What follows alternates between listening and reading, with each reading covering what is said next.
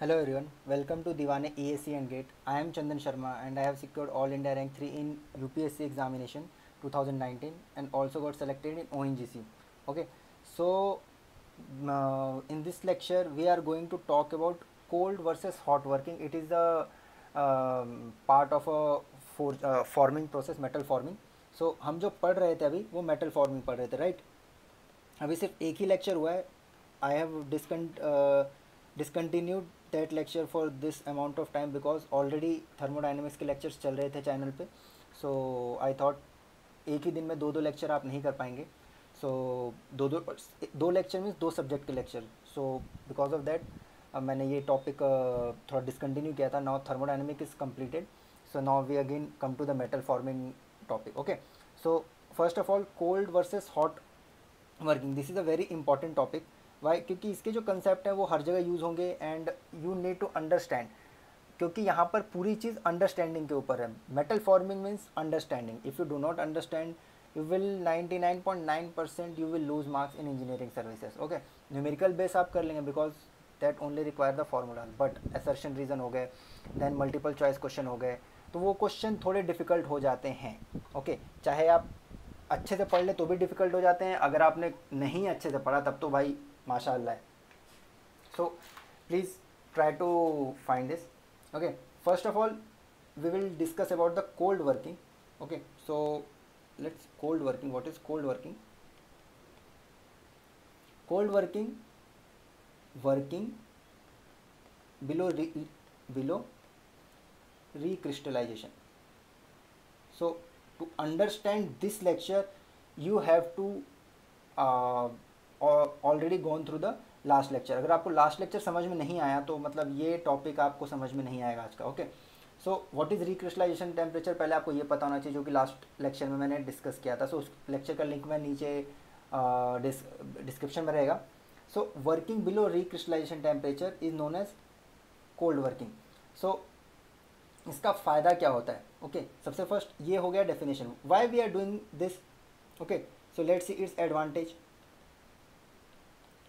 Advantage first is better accuracy. If you compare with respect to cold working and hot working, better accuracy in this and closer tolerance. Why? होता क्या है इन, अगर hot working होती है, hot working when something is hot, so उसका generally थोड़ा सा जो डायमेंशन होता है वो बढ़ जाता है. ओके, मान लीजिए पहले ये 100 सेंटीमीटर का था, due to hot working it will become 100.2 centimeter.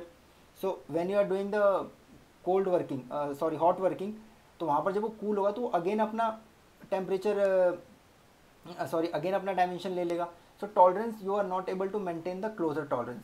Okay, and because of that hot working में एक्यूरेसी इतनी अच्छी नहीं रहती, पर कोल्ड वर्किंग में एक्यूरेसी अच्छी रहती है, क्योंकि कोल्ड वर्किंग में temperature remain same.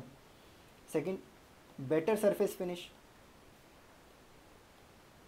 Now, why surface finish is better? In hot working, temperature is high and there is a contact between air and the material. Oxygen present है air में, at high temperature chances of oxidation is high. So because of that surface finish वहाँ पर उतना अच्छा नहीं हो पाता है. Third, due to strain hardening, I have already told you what is strain hardening. What is the effect of strain hardening? So due to, अगर मैं बोलूँ due to higher strain rate and lower temperature, अगर हम temperature भी और कम कर दें तो what is effect? First, strength increases. Okay, second, brittleness also increases. पर ये जो है ये डिसएडवांटेज है, ये एडवांटेज है. Ductility decreases, this is also disadvantage. Hardness increases, this is a advantage. So मैं जब आपको इसका डिसएडवांटेज पढ़ाऊंगा, so in that you will learn about this कि due to strain hardening brittleness increases and ductility decreases, so that is a disadvantage. Okay, so but there are two advantages, strength increases and hardness increases. Okay, now grain flow during deformation can also cause desirable directional properties in product. Okay, due to grain flow, grain flow deformation जो होता है, grain flow during deformation we can get desirable directional properties. Okay, fourth one, as no heating is required, so less total energy, because to provide heat you need require energy, so वहाँ पर भी energy का कम उपयोग हो रहा है. Now disadvantage, what is the disadvantage? Disadvantage, first of all cold working है, so to deform a body you require equipment of higher force और पावर, राइट, क्योंकि जैसे टेम्परेचर बढ़ेगा the tendency of deformation also increases, so जिसके कारण वहाँ पर जो पावर इक्विपमेंट की वो कम लगती है, पर यहाँ पर पावर ज़्यादा लग रही है. Second, surface of workpiece at start must be free from scale. You must have seen, Hindi में हम उसको, और scale and dirt in Hindi we called scale as a पपड़ी. You must have seen due to the rust there is a formation of scale. So scale को हटाने के लिए generally दो टाइप से हटता है. First one is alkaline, alkaline cleaning होती है, दैट इज उसमें हम यूज़ करते हैं NaOH और KOH solution. Okay, this is for soft scale. Second होता है एसिड पिकलिंग. ठीक, इसमें हम जनरली यूज़ करते हैं sulphuric acid, nitric acid. Okay, so यहाँ पर जो मेटल ऑक्साइड का रिमूवल होता है ये फॉर हार्ड स्केल होता है. नाउ हॉट वर्किंग, ये हो गया कंसेप्ट कोल्ड वर्किंग का. Now hot working,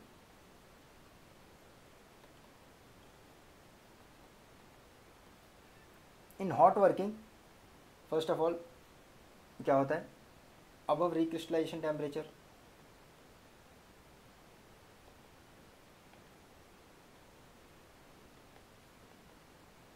right. Now advantage, why we are using hot working. Okay, generally जो भी फॉर्मिंग मेथड्स होते हैं वो हॉट वर्किंग ही होते हैं. Okay, why, now you will understand. Porosity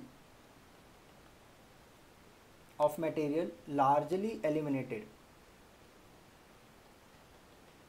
At high temperature deformation rate is also high, so जो भी porosity होगी when you apply the force by a roller or by a punch, तो उसके कारण जो क्या होता है कि porosity नहीं रहती है generally. Okay, so porosity decreases or we can say largely eliminated. Second is grain structure. जो ग्रेन स्ट्रक्चर होता है वो रिफाइंड हो जाता है वापस. ओके, हाउ, अगर मान लीजिए आपने पहले हॉट वर्किंग में क्या होता है कि अगेन रिक्रिस्टलाइजेशन हो जाता है. ओके, सो उस चीज़ का फ़ायदा होता है. जैसे यहाँ पर मान लीजिए जब हम हॉट वर्किंग करते हैं, I will give you an example, और वी आर डूइंग रोलिंग. यहाँ पर ये इनिशियल ग्रेन स्ट्रक्चर होगा, यहाँ पर इनिशियल, यहाँ पर ये डिफॉर्म हो जाएगा. ये जो पोर्शन होगा, ये वाला जो पोर्शन, ये डिफॉर्म्ड होगा, राइट. और जो ये वाला पोर्शन है यहाँ पर अगेन रिक्रिस्टलाइजेशन के कारण, क्रिस्टलाइजेशन के कारण अगेन सेम हो जाएगा इनिशियल के, और रिफाइंड हो जाएगा वी कैन से. तो उसके कारण ये चीज़ अच्छी रहती है, बिकॉज द ग्रेन स्ट्रक्चर जो हम रिक्वायर चाहते हैं वो हमें मिल सकता है इसमें. Third one, impurities like slag are squeezed into fibers. Okay, and into impurities like slag are squeezed into fiber and distributed throughout the metal. So क्या होता है कि if impurities is uniformly distributed तो चांसेस ऑफ क्रैक थोड़े कम हो जाते हैं. अगर इम्प्योरिटीज एक ही जगह पर है तो वहाँ पर स्ट्रेस कॉन्सेंट्रेशन बहुत ज़्यादा बढ़ जाता है, तो ये एक फ़ायदा है. Now the fourth one is the mechanical property which is very important. Mechanical properties like toughness, percentage of elongation. Okay, now just wait. Okay, I have to add certain points. Percentage of elongation, then percentage of reduction in area and resistance to shock, ये increase हो जाता है hot working में. So this is the advantage of hot working. ये 4 point है, please लिख लीजिएगा. ठीक है. टफनेस, परसेंटेज ऑफ इलोंगेशन, पहले 10 सेंटीमीटर था, अब 12 centimetre, so 20% elongation in cold working. अगर हॉट वर्किंग करेंगे तो 40% हो सकता है. Percentage decrease in area is also high with respect to cold working and resistance to shock is high और improve we can say. There are some disadvantage regarding the cold working जो मैं miss कर गया था. So please again write it. First one is the equipment of higher power is required. Surface of workpiece start must be free from scale. Now, as I have already told you, ductility decreases due to strain hardening. Okay, so in certain case we have to do intermediate annealing. Okay, मान लो intermediate annealing. Just take an example. I will drop this. You have a rod, okay, 10 centimeter rod. You do a cold working and it becomes 14 centimeter. Okay. Now due to strain hardening, if you again want to elongate it, you are not able to do. ये टूट जाएगा because of strain hardening. Okay. क्योंकि उसमें brittleness character increase हो जाता है, ductility decrease हो जाती है. If you again want to increase its length, first you have to do it annealing, जिसके कारण उसकी जो बेसिक प्रॉपर्टीज़ है जो कि डक्टिलिटी वो अगेन रीगेन हो जाए. कैसे रीगेन होगी? उसका जो स्ट्रक्चर है, ग्रेन स्ट्रक्चर, वो अगेन वापस आ जाएगा. सो वो उसके कारण उसकी डक्टिलिटी वापस आ जाएगी. और after annealing only you are able to again do it some forming. So वो 20 सेंटीमीटर का हो जाएगा. तो ये है कुछ चीज़ें. और कोल्ड वर्किंग के लिए जो फिफ्थ टॉपिक है, फिफ्थ पॉइंट है डिसएडवांटेज का, you can not do cold working on everything. Like अगर मैं आपको जैसे एग्जांपल दूँ, कोई एक बहुत ही ब्रिटल सब्सटेंस है जैसे टंगस्टन है, ठीक है, तो उसके ऊपर आप नहीं कर सकते हैं डायरेक्टली. क्यों? We have to do the hot working. Brittleness के कारण क्या होता है कि if you are doing the cold working, उसके क्रैक होने के चांसेस ज़्यादा हैं. आप जितना ज़्यादा फोर्स लगाएंगे, ज़्यादा के चक्कर में टूटने के चांसेस ज़्यादा हैं. Okay, so these things. Now disadvantage of hot working. Disadvantage of hot working.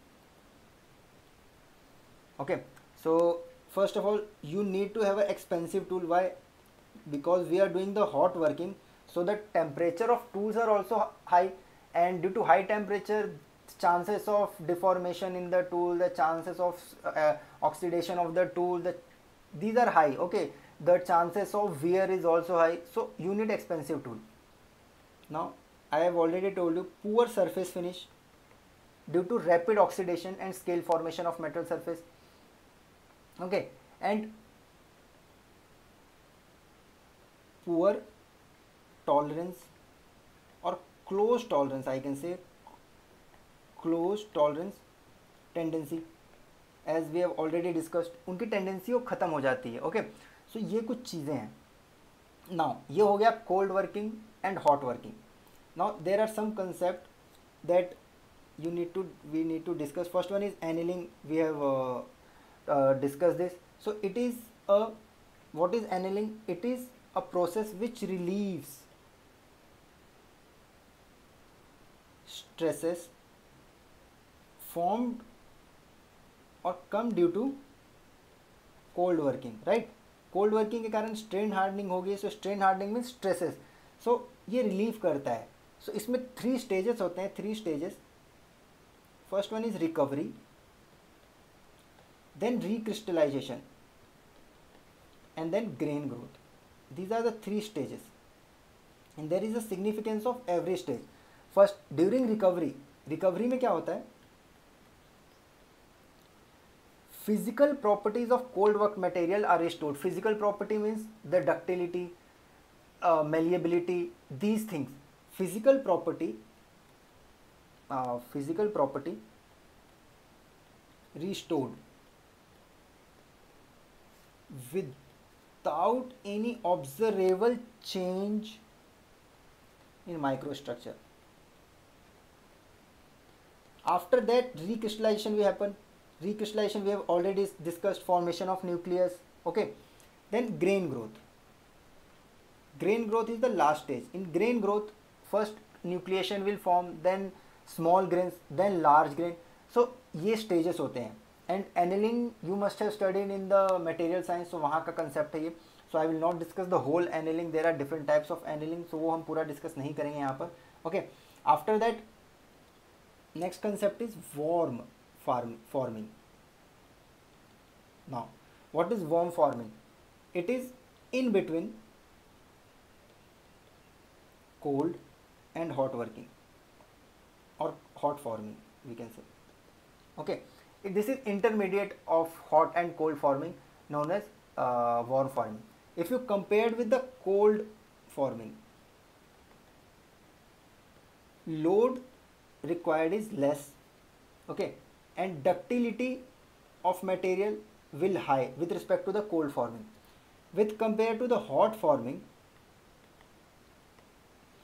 it produce less scale, okay, and scale के कारण कभी कभी सरफेस पे hot eight high temperature decarbonisation होता है. ओके, डीकार्बोनाइजेशन होता है एट हाई टेम्परेचर. होता ये है, eight high temperature the carbon at the surface ये एटमॉस्फेयर में चला जाता है. कैसे? ये एक साथ पहले तो एक्यूमुलेट हो जाता है and then it release into the atmosphere. तो इसका जो कंसेप्ट है वो भी आप मेटल फॉर्मिंग में पढ़ लीजिए. मुझे भी एग्जैक्टली भी याद नहीं आ रहा है, but please read it about the decarbonization if you are interested. अगर नहीं है तो भी इतनी ज़रूरत नहीं है. Okay, and with respect to hot forming, better dimensional precision. Okay, dimensional precision सबसे बेस्ट किस में होता है? कोल्ड फॉर्मिंग में. Then hot forming, then warm forming, then cold forming. Okay, so now warm forming is a precision forming operation generally carried in between 550 to 950 degrees Celsius. Okay, and it is useful for forging of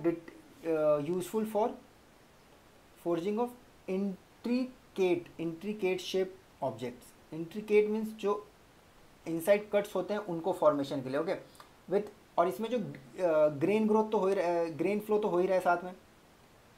okay, so grain flow, desirable grain flow हम रख सकते हैं. Then good surface finish because scale formation is very less and it is tighter, tighter dimensional tolerance. Okay, so ये इसके कुछ advantage हैं. Generally इसका जो टेम्परेचर रेंज है वो आप याद रखिएगा, कभी कभी ईएससी में पूछ लिया जाता है. The next concept is isothermal forming. There are certain substance. मान लीजिए एक सब्सटेंस है, हॉट फॉर्मिंग हम कर रहे हैं, hot forming is there, it's temperature is around 950 और 900 degree Celsius let's say. Now मान लीजिए you are squeezing it. Okay, so to squeeze there is a two body.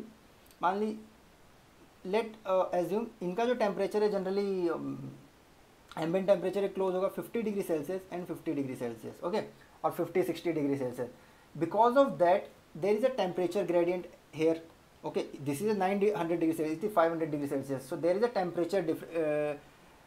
Temperature change. Okay, so because of that क्या होता है कि यहाँ पर uniform deformation नहीं हो पाएगा, क्योंकि at this part it will lose heat to this punch. So यहाँ पर टेम्परेचर कम हो गया, बीच में टेम्परेचर ज़्यादा है, तो यूनिफॉर्म डिफॉर्मेशन नहीं होगा, क्योंकि टेम्परेचर तो सेम रहना चाहिए ना. As temperature changes the rate of deformation also changes. So जिसके कारण क्या होता है, there is chances of crack formation. Okay, so ये जो यूज़ करते हैं generally for temperature sensitive material. ठीक है, deformation is under isothermal condition. Isothermal means अगर ये जो बॉडी है ये 900 डिग्री सेल्सियस पे है, सो हम जो टूल है उसको भी 900 डिग्री सेल्सियस पर रख देते हैं. Now there is no temperature gradient, but because of that क्या होता है कि जो टूल है या डाई बोल सकते हैं, ओके, पंच बोल सकते हैं, रोलर वी आर यूजिंग, इनकी लाइफ कम हो जाती है. वाई? क्योंकि at high temperature chances of scale formation, chances of wear are high, so इसलिए उनकी ज़्यादा हो जाती. तो हम यहाँ पर प्रोडक्ट की क्वालिटी के लिए for product quality we sacrifice the tool life, right. So ये जनरली होता है क्लोज टॉलरेंस के लिए. ओके, यहाँ पर जो इसके फायदे होंगे वो होंगे close tolerance, now low residual stresses and uniform metal flow. Okay, so ये इसके कुछ हैं. जैसे मान लीजिए, देखिए यहाँ पर जो क्लोज टॉलरेंस है that is the advantage of cold working. Uniform metal flow and low residual stress is a advantage of hot working. So जो आइसोथर्मल फॉर्मिंग है दोनों का एडवांटेज लेके चल रहा है. ओके, सो इसके ऊपर डिफरेंट क्वेश्चन है. जैसे इंजीनियरिंग सर्विसेज में तो काफ़ी बार पूछा गया है, गेट में पूछा गया है, एंड डायरेक्ट क्वेश्चन जैसे hot rolling of mild steel is carried out. अब इसमें फर्स्ट ऑप्शन है at hot rolling of mild steel at recrystallization temperature, above recrystallization temperature, below recrystallization temperature, between 100 degree Celsius and 150 degree Celsius. First of all, hot rolling बोल दिया है, so above recrystallization temperature fix हो गया. Now यहाँ पर जो different एक ISRO question है, material after cold working are subjected to following process to relieve stress, hot working, tempering, normalizing और annealing. So generally we use annealing. तो ये चीज़ें आपको पता होनी चाहिए. जैसे एनेलिंग के बारे में हमने अभी डिस्कस किया था, to relieve stress. Now there is a question in GATE 2017. It is desirable to make a product having T-shaped cross section from a rectangular aluminum block.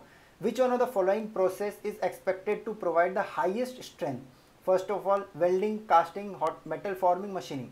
In welding we are not applying strain hardening, नहीं हो रही है. Casting में strain hardening नहीं हो रही है. Machining में strain hardening नहीं हो रही है. Wherever there is a strain hardening और cold working, वहाँ पर strength बढ़ती है. So metal forming is the answer. ठीक है. सो दीज टाइप ऑफ जो क्वेश्चन हैं प्लीज गो थ्रू दिस.